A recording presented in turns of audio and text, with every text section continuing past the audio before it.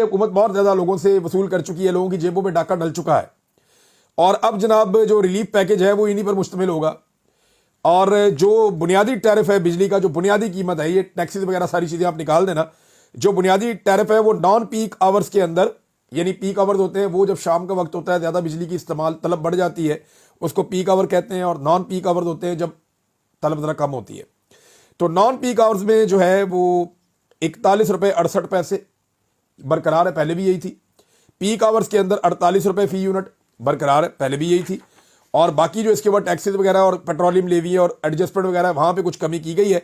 ₹1.90 फी unit रवा माली साल की दूसरी समाही एडजस्टमेंट के शामिल किए गए हैं इसमें। ये नोटिफिकेशन नेपरा गुज़िश्ता रोज पहले ही जारी कर चुका था।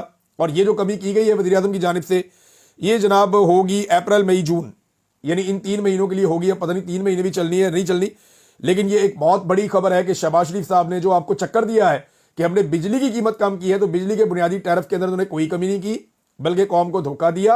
और बिजली की कीमत उतनी ही है जितनी ये ले रहे थे। ये जो इन्होंने आवाम की जेब से एक डकैती मारी है इजाफी, खासतौर पर पेट्रोल की कीमत में जो इन्होंने बहुत सारा पैसा वसूल किया है, उसको लौटाने का एक दूसरा तरीका है। लेकिन लौटा भी कितने लोगों को ने? 30%। एक खास क्लास उससे मुस्तफीद हो रही है।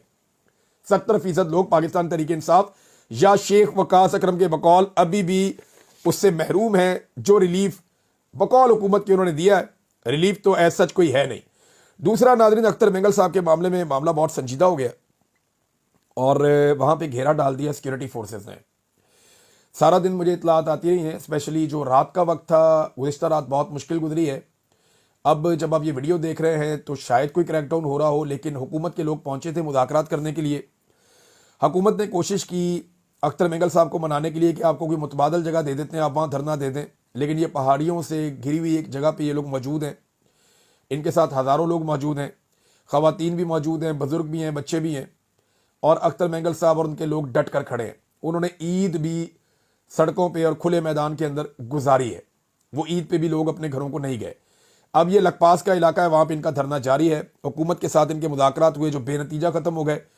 हुकूमत ने यह दावा किया है कि अख्तर मेंगल साहब जो मुतालबात कर रहे हैं, उनके ऊपर तो बाद में बात होगी, लेकिन ये जाना चाहते हैं रेड जोन के अंदर। हम इनको वहाँ पे क्वेटा में रेड जोन के अंदर नहीं जाने देंगे और इसकी हम इजाज़त नहीं दे सकते कि ये वहाँ जाके धरना दें। अब ये है वो बुनियादी बात जहाँ पे एक डेडलॉक है। अख्तर मेंगल साहब के जो मुतालबात हैं वो बड़े सीधे सीधे उनके मुतालबात हैं कि जनाब मारिंग बलूच साहबा को और दीगर खवातीन को फौरी तौर पर रिहा कर दिया जाए, और जो लापता अफराद का मामला है उसके ऊपर हुकूमत आगे बढ़े और इस मामले को हल करे। मुतालबात तस्लीम ना हुए तो